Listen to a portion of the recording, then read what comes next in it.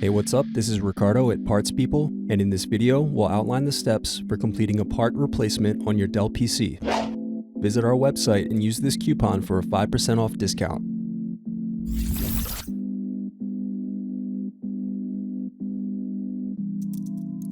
Unscrew and remove bottom base.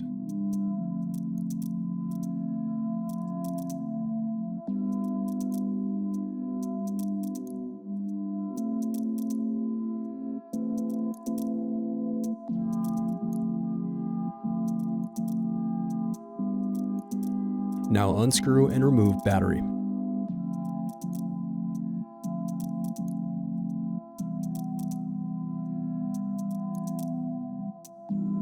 Disconnect cooling fan.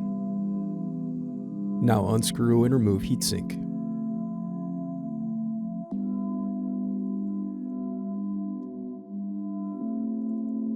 Thanks for watching. Don't forget to like and subscribe if you enjoyed this video. And if you need more, check out this playlist to watch other tutorials for your laptop. You can also click here to find parts for your laptop at partspeople.com.